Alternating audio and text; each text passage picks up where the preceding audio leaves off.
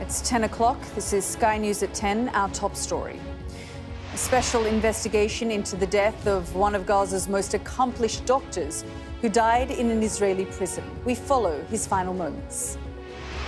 Plus, Hamas tells Sky News it's ready to end the war in Gaza and hopes Donald Trump will help secure a ceasefire deal. Also ahead on Sky News at 10, Rachel Reeves ready to rip up the red tape. Brexit is back. The Chancellor becomes the first woman to deliver the Mansion House speech, calling for closer ties with the EU, but rules out rejoining the single market. An ambulance service boss apologizes to staff and patients as we speak to a single mother who says she was sexually assaulted by a paramedic. It was just a shock to think someone in that position would do that when you think they're there to look after you. Donald Trump chooses Robert F. Kennedy Jr. as the U.S. Health Secretary, putting him in charge of drug, food, and vaccine safety. Very much, very great. Thank you. And the King celebrates his 76th birthday, reaching out to the community. Plus, we'll take a first look at tomorrow's front pages in our press preview from 10:30 right through to midnight.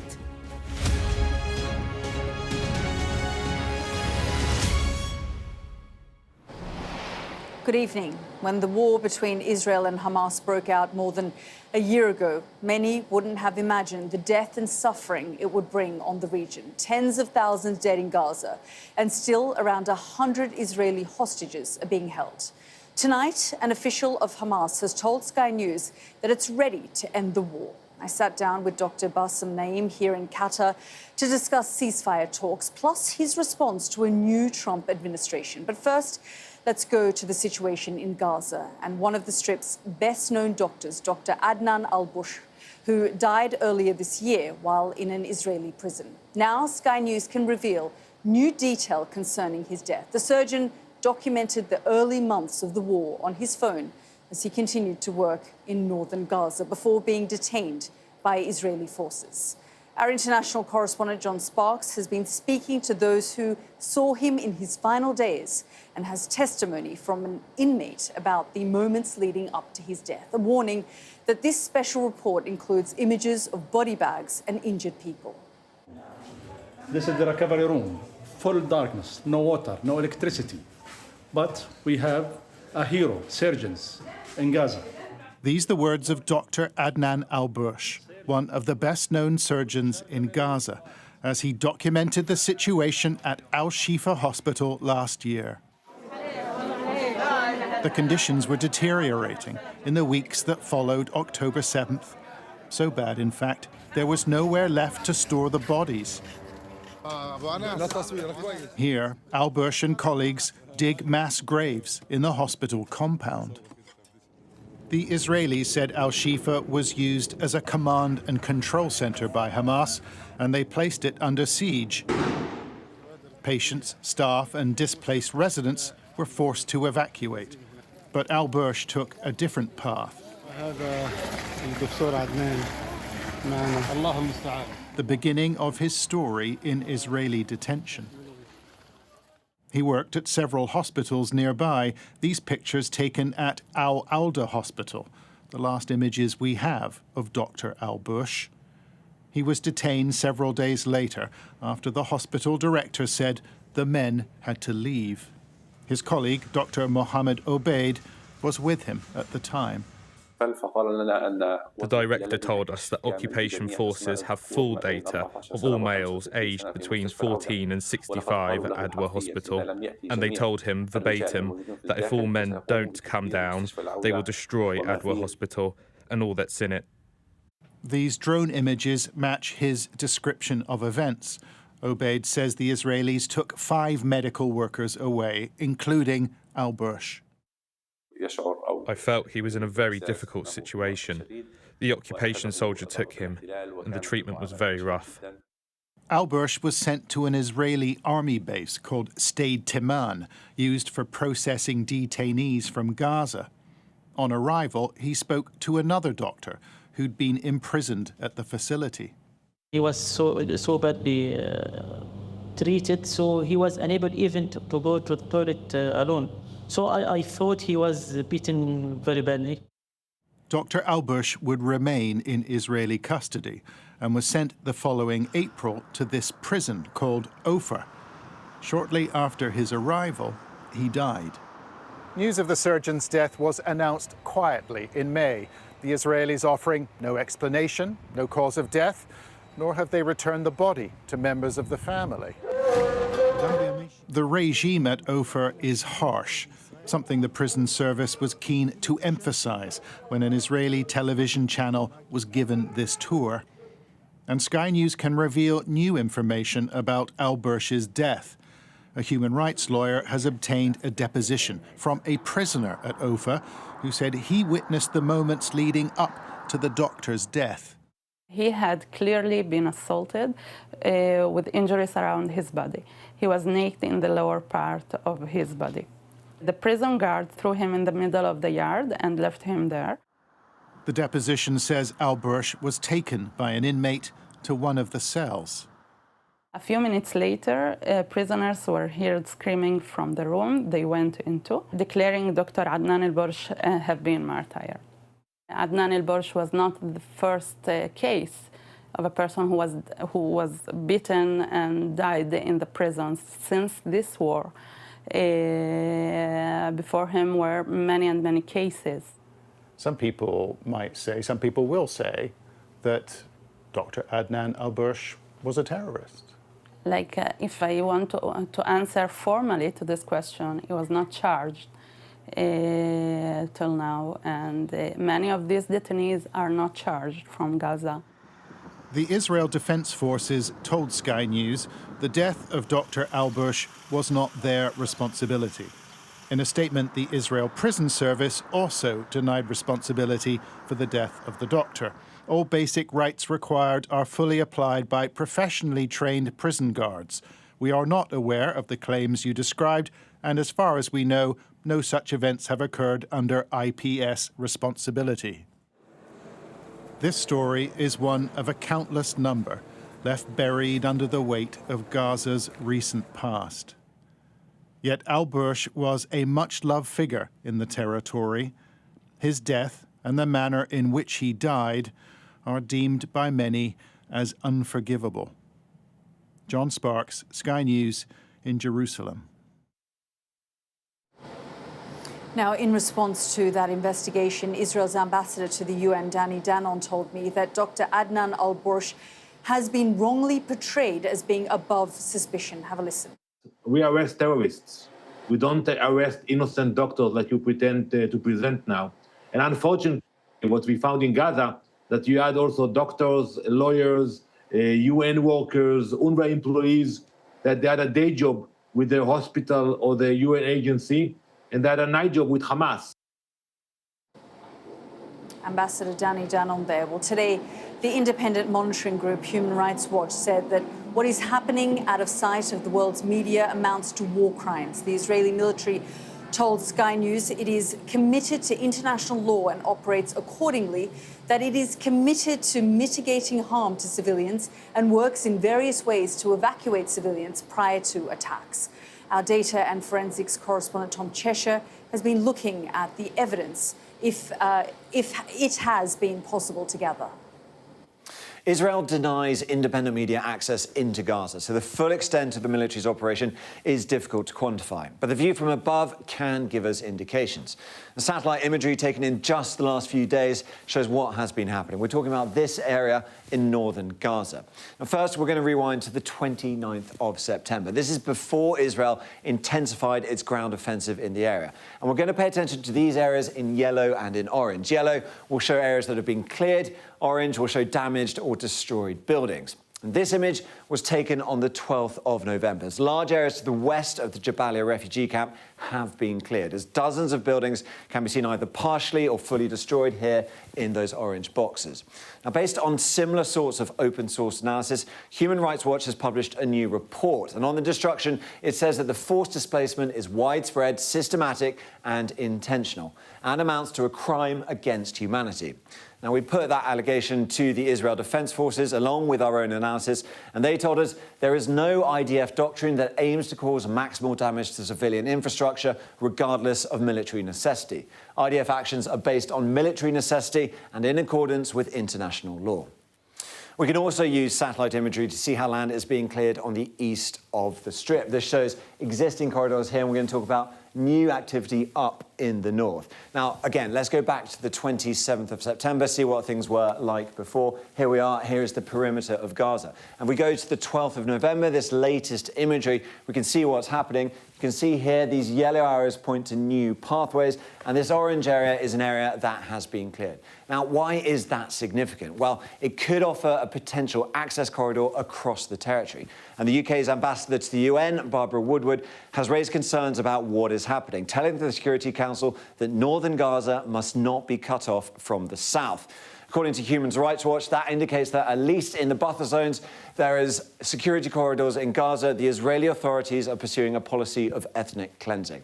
And the Israel Defense Forces told us again, the IDF is fully committed to respecting all applicable international legal obligations, including the law of armed conflict. Considerations and obligations with respect to proportionality and military advantage are evaluated and applied on a case-by-case basis. At the same time, northern Gaza has seen mass evacuations. The Israeli military has faced criticism over the orders given to civilians and also the lack of provisions in the Al-Mawasi humanitarian zone in the south. In a 5-day period in October, our analysis found that Israel evacuated 90% of North Gaza. And this is what those evacuation orders look like. And note that none of these say when the order was issued, how long it will last, when it will expire, and thus when civilians might return home.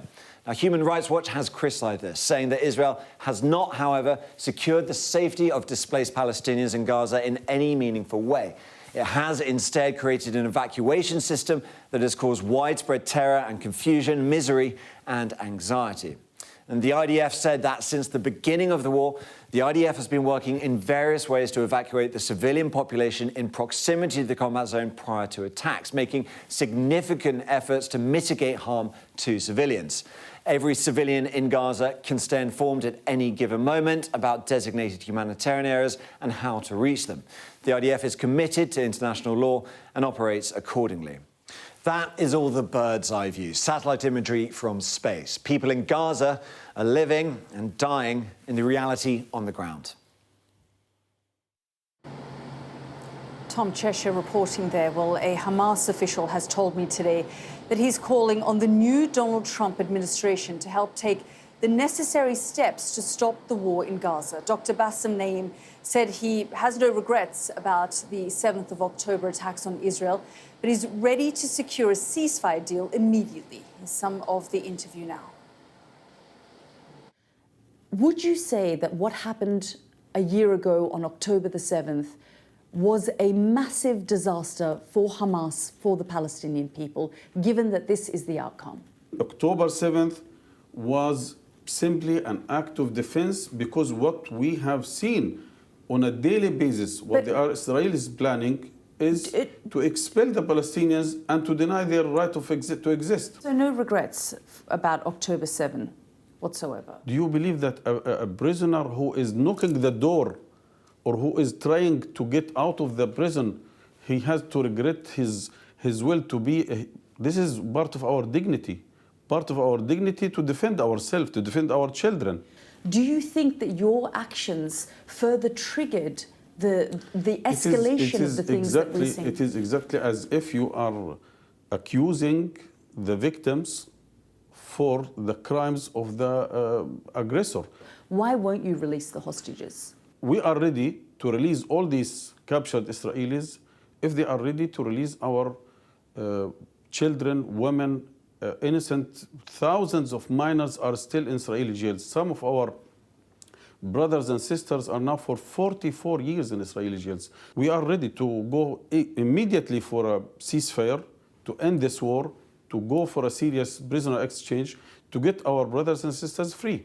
We're seeing the Biden administration depart, and we're seeing President Donald Trump, who's now president-elect. What message do you have to him? Our message is clear. We are people who are looking for a better future. We are looking to secure a dignified, prosperous future for our children. Therefore, we are calling any president, including Donald Trump and his administration, to take the needed steps to stop this aggression, to stop this war immediately. We are ready to go for a ceasefire deal. That was Dr. Bassem Naim, a senior member of Hamas, speaking to me a little earlier. And you can watch our full interview on our YouTube channel. Well, you can hear and see the complications of this potential ceasefire deal. You heard there from Hamas saying that they were ready to reach some kind of negotiation, but that they wouldn't be releasing the hostages until Israel agreed to some of their conditions. And of course, Dr. Bassem Naim saying no regrets following October the 7th, despite the devastation that we've seen in Gaza. And of course, we've also seen how the Israelis, through the course of the last year, have remained defiant. It's yet to be seen how Trump 2.0 and this new administration handles this crisis in the Middle East in an attempt to not just contain the war and the conflict in Gaza and bring a resolution to it, but to ensure that it doesn't continue to spill over beyond places like Lebanon, for example. We will be following all of the developments, not just in the weeks to come, but in the months and, of course, over the course of the next year. But for now, Barbara, back to you. Yalda, thank you. The Chancellor, Rachel Reeves, has delivered her first Mansion House speech tonight before the country's top financiers and business leaders. She told them how she plans to navigate economic challenges, and there was a big focus on the impact of Brexit tonight. There are other countries who are looking for the very same economic opportunities as we are. And we face structural challenges too, including those which have come from Brexit. It will not be straightforward to navigate all of these headwinds. We should be honest about that. But as we navigate them, I will be guided by a clear principle. I will always do what is in our national interest, for our economy, for our businesses, and for the British people. Well, our business and economics correspondent Paul Kelso is at Mansion House in the city for us. Paul, what else did the Chancellor say? This is a big moment for the Chancellor of the Exchequer, the first woman to make this speech, which is a fixture in the city calendar. It's the financial services establishment that's been in the room at the invitation of the Lord Mayor of the City of London. And her overarching message was one of growth. How's she going to deliver it? You'll be pushed to find major businesses pleased with what they've heard from the Chancellor in recent weeks. The budget and its heavy tax burden on businesses has not gone down well. But in that room tonight, she was talking about liberating Britain's pension funds so they could take on more scale and invest in the growth projects she and the Prime Minister need. Well, the financial services industry will welcome that, and also a message around regulation. That regulation post the financial crash has got too tight.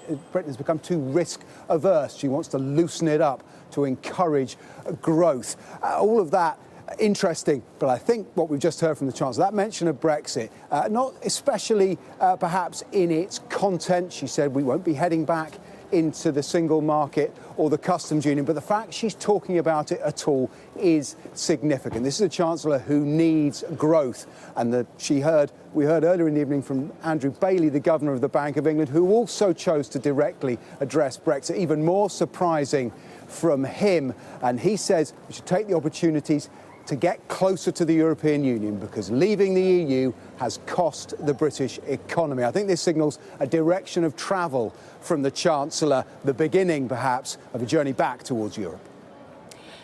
Paul Kelso in the city for us. Paul, thank you. The head of the Welsh Ambulance Service has told Sky News he wants to see more paramedics sacked for sexual harassment after our investigations found rampant harassment and abuse in the service.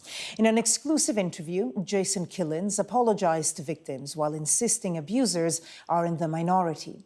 1 in 5 of the sexual misconduct complaints made about paramedics to the regulator last year were for harassment against patients and members of the public. That's according to new data.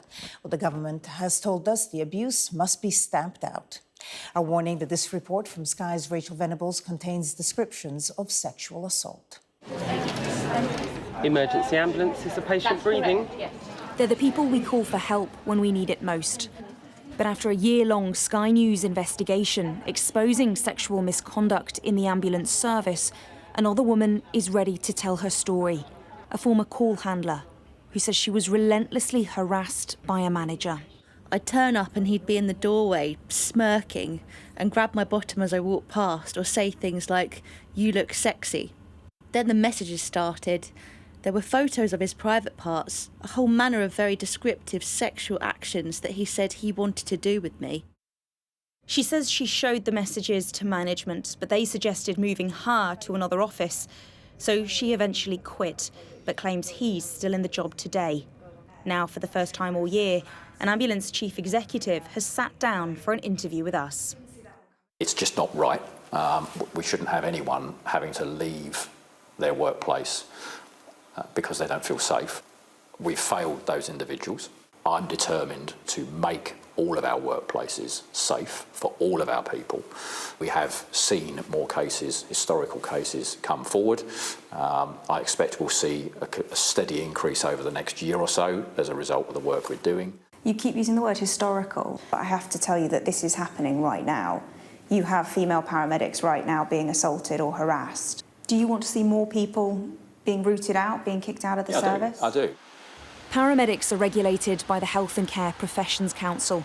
Exclusive data seen by Sky News shows that while paramedics make up just 11% of the register, they represented 64% of all investigations into sexual harassment against colleagues. Concerningly, 1 in 5 of all sexual misconduct cases against paramedics involved patients or members of the public. This is the ambulance I was in. For Lucy, her place of safety became a crime scene. Several years ago, her drink was spiked on a night out, but the paramedic who took her to hospital was seen assaulting her. I was strapped down, lying here. The paramedic was sat at the foot of the bed. He put my legs up, so my knees were up, and put his hand inside my groin area, possibly touching my vagina. I don't recall any of it because I was unresponsive. And it was just a shock to think someone in that position would do that, when you think they're there to look after you. The paramedic denied it and was found not guilty at trial, but the HCPC have a lower standard of proof than the criminal courts and struck him off. A spokesperson for NHS England said any abuse or violence directed at NHS staff is totally unacceptable and will not be tolerated. And the NHS is committed to tackling unwanted, inappropriate or harmful sexual behaviour in the workplace. We've recently introduced new national guidance and training that will help staff recognise, report and act on sexual misconduct at work to stamp out this awful behaviour. This service exists to save lives, but for those paramedics and patients who've suffered sexual abuse, harassment and cover-up, these sirens will never be a sound of safety, no matter how hard the leaders fight to fix this culture. Rachel Venables, Sky News. US President-elect Donald Trump has selected Robert F. Kennedy Jr., who has spread misinformation about vaccines, to become his health secretary. Well, our US correspondent James Matthews is in Washington for us. James, a controversial choice, to say the least. Yeah, the most controversial since the last one, actually, Barbara, but possibly more so. RFK Jr., well known, he's part of the Kennedy dynasty, son of Bobby Kennedy, nephew of JFK. Now, this is an individual with no medical training. He's an environmental lawyer, and yet he's been put in the position overseeing health, food, medicine in this country.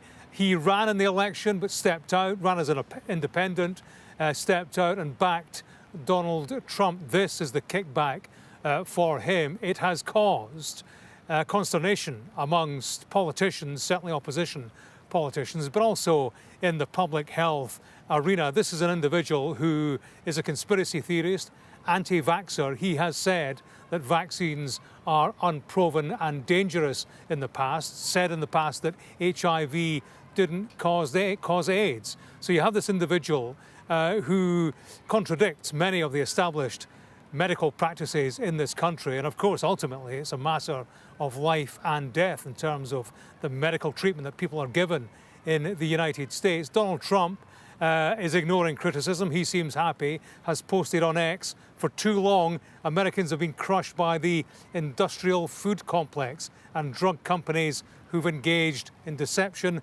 misinformation and disinformation, he says, when it comes to public health. So Donald Trump quite content, but I can tell you many on this side of the Atlantic are not.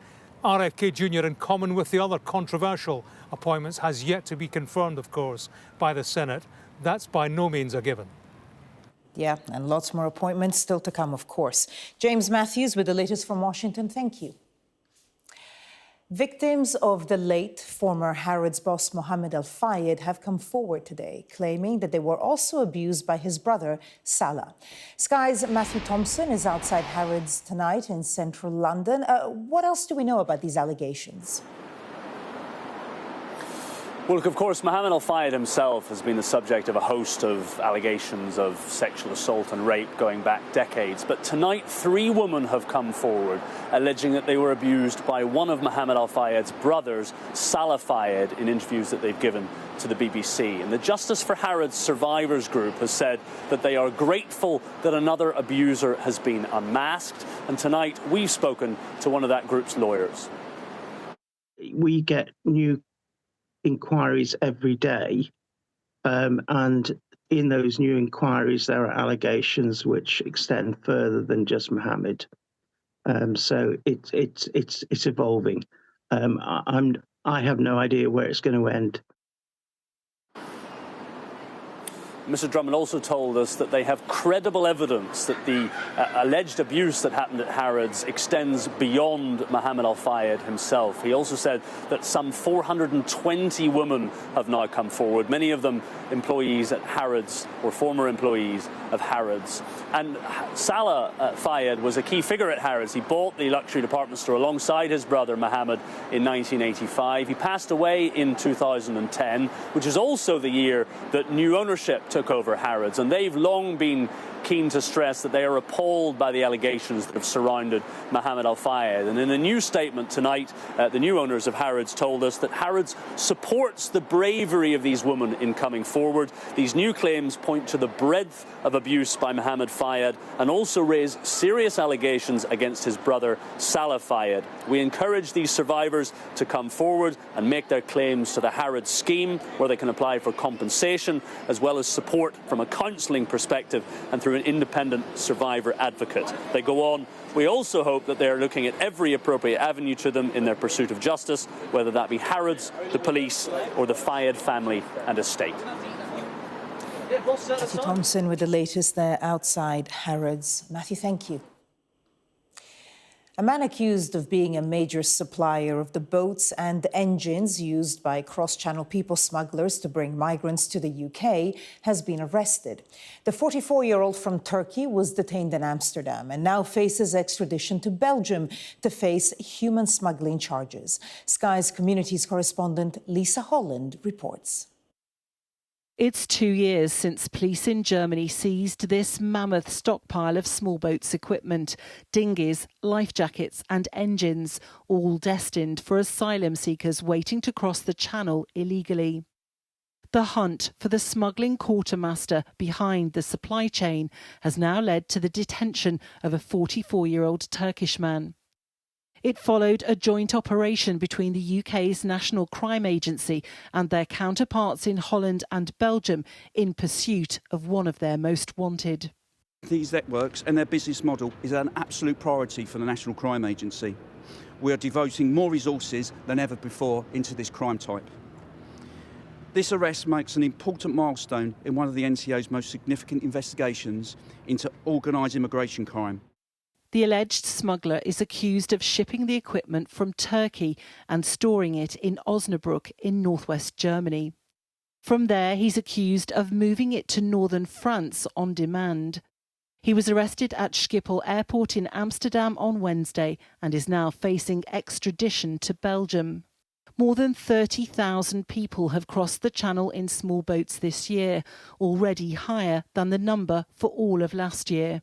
The Prime Minister's strategy to stop the boats centres on greater cooperation and intelligence sharing across Europe in a similar way to thwarting terrorists. This is a significant piece of the jigsaw. I'm not pretending it's the silver bullet.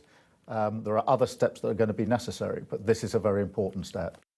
This arrest is actually years in the making, but will be politically pleasing for the Prime Minister, who just a week ago pinned his authority on taking down smuggling gangs. But it's an industry worth millions to the organisers, and one smuggler told Sky News a few months ago they won't roll over easily whilst demand persists. The British government says that the smugglers are killing people, but we see ourselves as rescuers and not killers. I can't give up on this job, because that's what I know. Charities also point to the complex web of criminals involved. I think there's more than one supplier, and I think there will be other people who are able to supply these boats. It might disrupt the business, for a week or two, but people know that this is a flourishing, unfortunately, business, and there'll be plenty more people to step in. More accurate analysis of the government's strategy will only come when the boat crossings are seen to fall significantly. Lisa Holland, Sky News. Well, there was no cake in sight today, but plenty to eat at King Charles as he spent part of his 76th birthday celebrating at a surplus food distribution hub in South London. Now, it works to serve up meals from food that would otherwise have gone to waste. The King's Coronation Food Project has saved 940 tonnes of surplus food, the equivalent of more than 2 million meals. That's according to a report marking the initiative's first anniversary. And that was Sky News at 10. Coming up, we'll take a first look at tomorrow's papers in the press preview. Tonight, we're joined by the political correspondent for Politics Joe, that's Ava Santina Evans, and the Telegraph's deputy comment editor, Annabel Denham. And among the stories we'll be discussing this on the front of the FT, the headline, Reeves demands city watchdogs allow greater risk in push to promote growth. We'll be right back.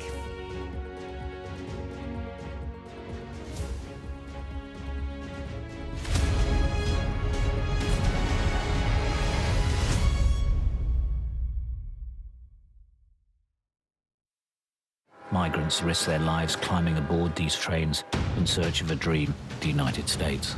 It's really dangerous. They often get robbed on this train. They suffer a lot by police, cartels. What happens to them next, we just don't know. Do you miss your mum? With Trump coming to the presidency, how much longer will people be accommodated? The journey you've been through, it's been very difficult at times. Has it been worth it? See. This is a journey which goes by one name, the Beast.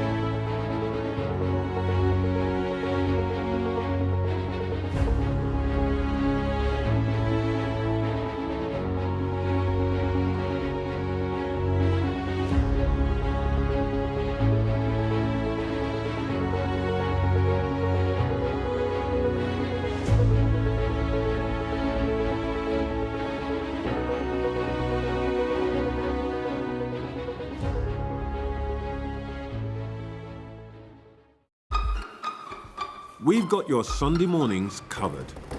From the front page and the sounds of the streets to the voices of the people who make the major calls and big picture politics beyond Westminster. We'll put you at the heart of our story. A new start to Sunday. I'm ready. Are you? Join me, Trevor Phillips, Sunday mornings on Sky News.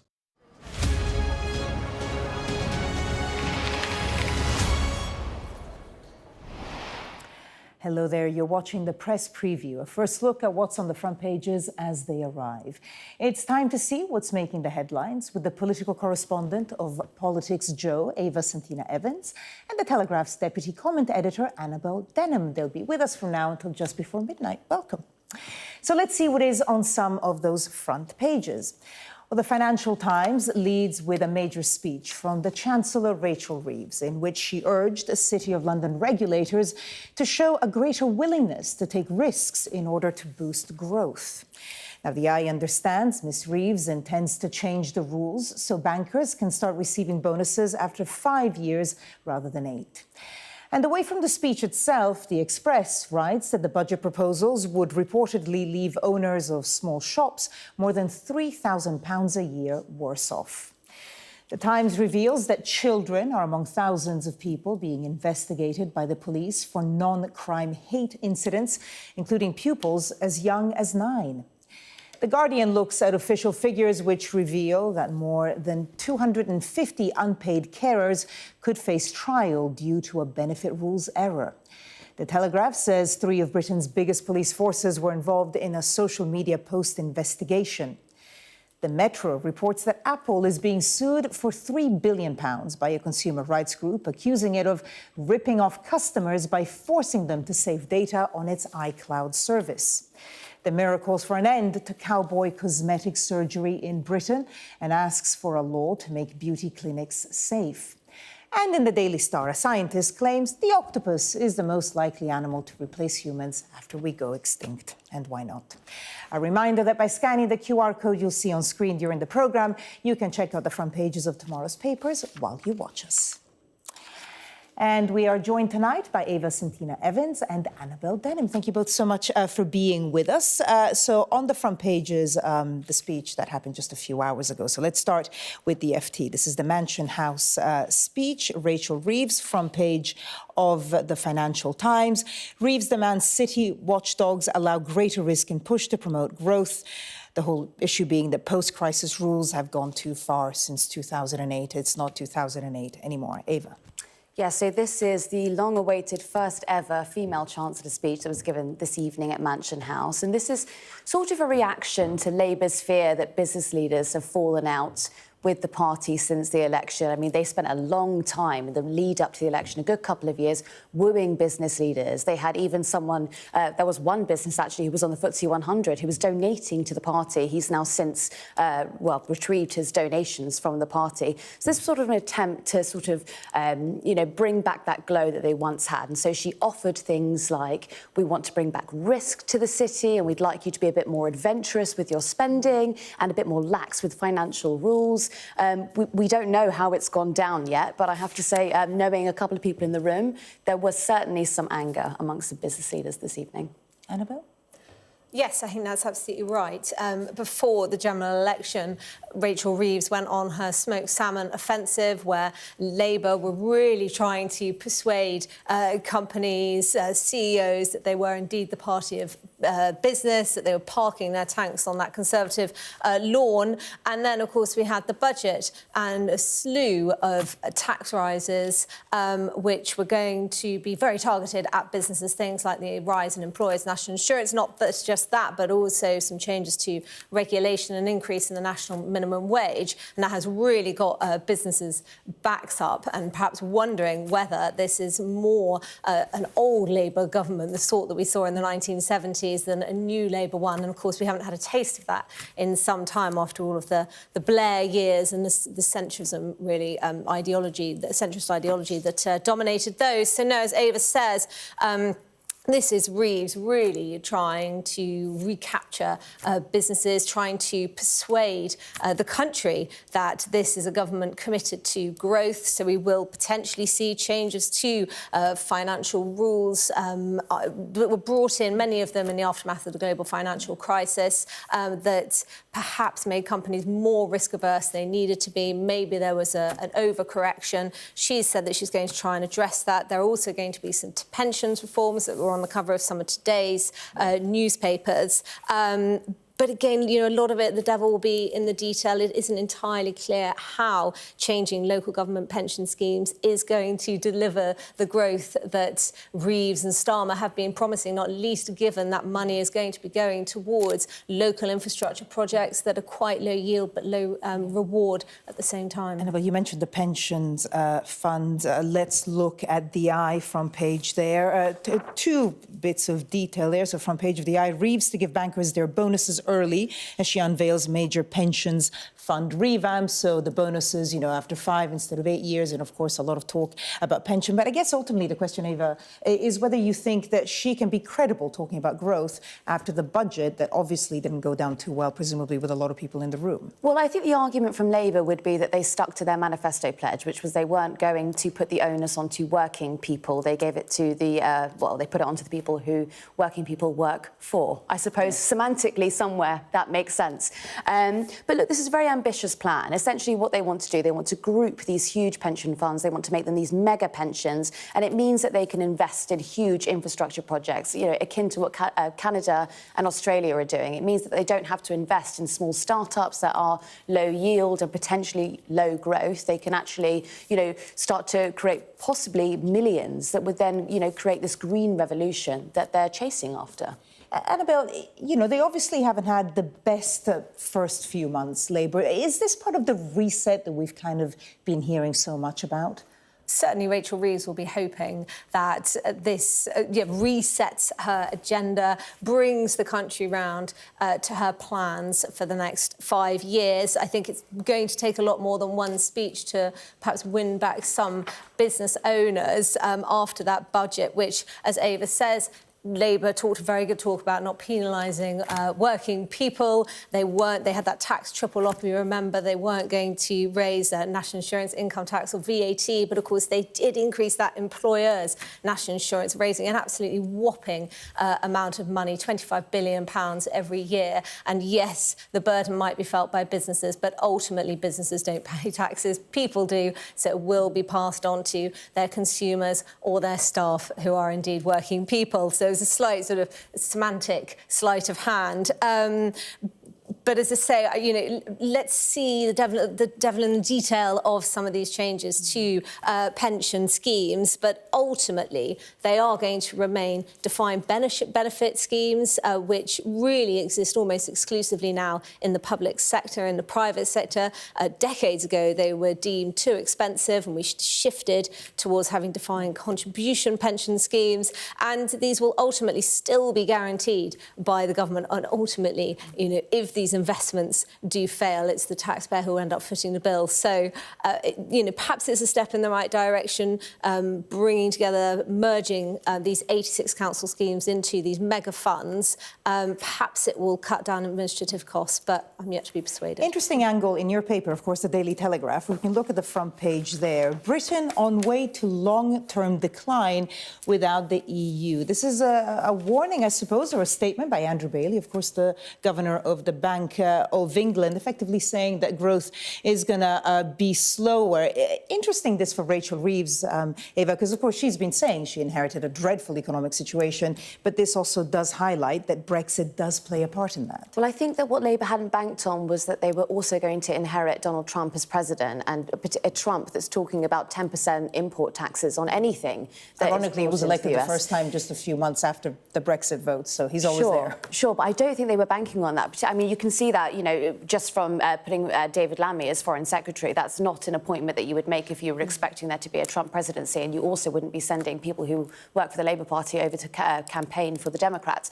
But, I think that the Governor of the Bank of England, Andrew Bailey, has made possibly the most obvious statement of all time this evening. I think, it's been well pointed out, well documented by various publications, including the OBR, that Brexit has impacted GDP by 4%. He still said this evening, though, that he doesn't want to get political. I don't think this is a political issue. This is a fiscal issue. Quite obviously, we cannot rely on America now to do any kind of deal that by the way, we have been talking about now since about 2015. We are going to have to look towards the EU. Well, I think Andrew Bailey is at risk of eliciting some opprobrium here, and he's no stranger to that after the Bank of England's various blunders in the direct aftermath of the pandemic. They kept interest rates very low for far too long before finally waking up to the fact that we were going to have a massive inflationary spike. Inflation, of course, went into the double digits after COVID. So when he says the government should welcome opportunities to rebuild relations, what do you make of that statement? I think it's very much in keeping with the Labour government, which has been talking a very good talk on resetting ties with the European Union. Look, I suspect that it wouldn't matter who was in the White House, that Remainers would still be arguing that this is an excuse to have closer ties with the European Union, and Brexiteers would still be saying that this is a reason why Brexit is beneficial, and actually we can find a third way between the European Union and the US, and potentially China in the mix as well. And yes, Donald Trump has threatened these 10% tariffs on imports, but perhaps he might agree to a softer deal with us. Perhaps he might be more likely, though it's still extremely unlikely, to come to some kind of free trade arrangement with the UK that we were never going to have under Joe Biden. So I think it's one of those things that could really be argued both ways. I mean, when it comes to Brexit, what I actually find extraordinary is that it hasn't really made that much of a difference, despite being such a... We're going to have to leave there, Annabelle. Eva, thank you so much.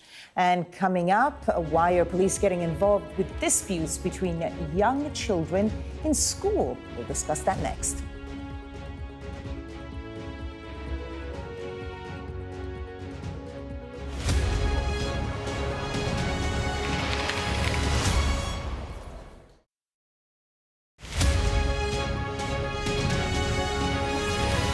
I'm David Blevins, and I'm Sky's senior Ireland correspondent. It takes 60 minutes to cross the Irish Sea. It took the British monarchy a century. I've spent 30 years reporting the journey from conflict to peace. The political parties of Northern Ireland have reached agreement. If there's anyone who might know how to fix Northern Ireland's devolved government, it's the American architect. Changes in circumstance require changes in approach. The end of the political stalemate, the start of a new chapter for Northern Ireland. I confirm that I am willing to take up the office of First Minister. My election to the post of First Minister demonstrates the change that's happening on this island. Catholics and Protestants on different sides, now facing the same threat. If we both contract COVID-19 and end up in hospital, religion's nothing. People here are adept at finding hope amid adversity. That's the spirit of a place that punches way above its weight. We help you understand the world with us. A toxic blue-green algae now poisoning Lough Neagh. It's breaking your heart what has happened here. It is. This is a vital resource, a national treasure, now fighting for its very life. They are effectively surrounded by Northern Ireland, and that makes this the most unlikely of international frontiers. If there's a hard border, I think it'll cripple the country. Winter is coming. Welcome to Winterfell. It's an iconic location in this globally acclaimed drama. Ophelia was the most powerful hurricane this far east in the Atlantic on record. Sky News, the full story first.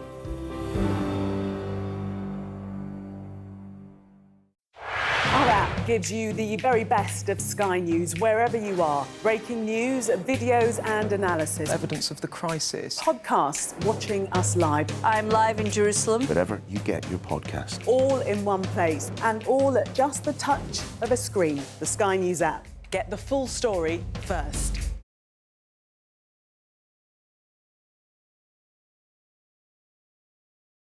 Play Sky News. From the Sky News Centre at 7. Now that you're up to date, we can go into a bit more detail. Things can change incredibly quickly. Taken by surprise. Have you ever known a moment like this in British politics before? Yes. Cheers. We'll start with breaking news. Let's get the latest on the ground. So, by the end, we'll hopefully all understand what's going on in the world just that little better.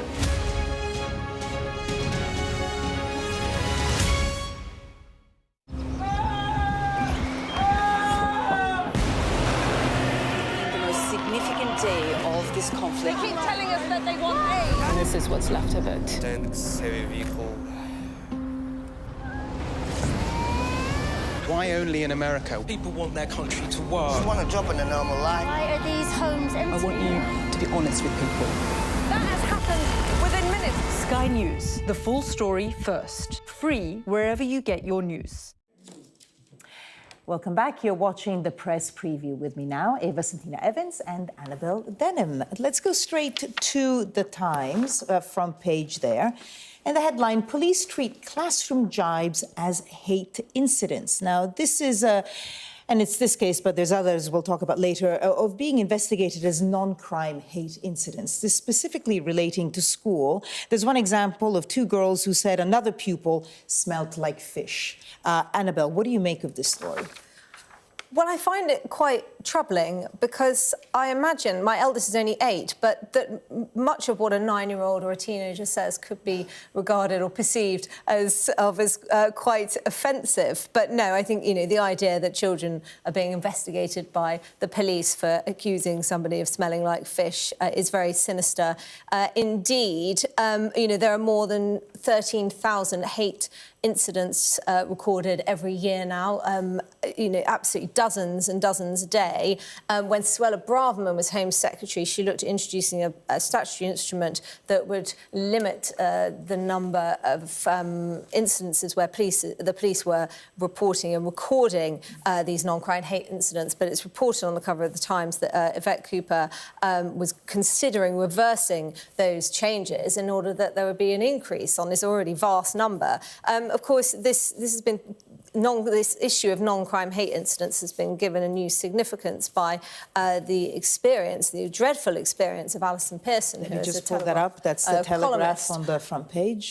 Who, as I'm sure you've reported, on Sunday morning, Remembrance Sunday no less, at 9:30 in the morning, had two officers knock on her door and tell her that she had committed some sort of offence, but they couldn't give her any details of what she'd actually done relating to a tweet that she'd posted around a year ago in the aftermath of the October 7th massacre. And they couldn't tell her who her accuser was either. So it was very sort of Kafkaesque experience, and that's been rumbling over the next few days. It says you're investigated by Essex Police for allegedly stirring up racial hatred, as you say, in a social media post from last year. Eva? But what's important about that story is that Alison Pearson was not given any detail about the crime that she had, or non-crime as these sort of allegations are called, what she had committed. That's what's absolutely extraordinary about it, because as you've just described it as Kafkaesque, it's rather frightening that you might post something online and then not to be told what you have done wrong. How on earth do you defend yourself or even answer if you're not given any repercussions? And it's also very, explanation, but it's also rather extraordinary because Yvette Cooper actually came to the House a couple of months ago now, maybe a couple of weeks, the time all blurs into one, and she said that this story about classroom jibes was total rubbish because there was a story at the time that children would be handed over to Prevent, which is sort of an anti-terrorism strategy, and she said it was total rubbish. And these Freedom of Information requests that have been revealed by the Times today showed that not to be true. So, I mean, it really is, it's a question really now actually for the Home Office. Why on earth are police forces being sent in to deal with 9-year-olds? Surely that's an issue for the parents. And why are they being sent in to deal with these sorts of things at the same time as shoplifting is being effectively decriminalised, as burglaries are going unreported or uninvestigated? You know, there are a lot of crimes that people would regard as more serious than a Twitter post that seem to be, ignored by constabularies, and this is, disgruntlement, we're going to have to leave malaise it there. as a I'm sure result. it's something that will be discussed much more often in the future. Annabelle, Eva, thank you both so much. Let's take a quick look at the weather now. And November has been mostly dry so far, if gloomy, but the weekend will bring changes. It will become much more unsettled with a northerly flow bringing in Arctic air. Parts of England, Wales and northeast Scotland will have a chilly start tomorrow with a local frost and some fog. Elsewhere, it will be cloudier and milder. Coming up next on Sky News at 11, the Chancellor, Rachel Reeves, delivers her first Mansion House speech tonight with a focus on the impact of Brexit.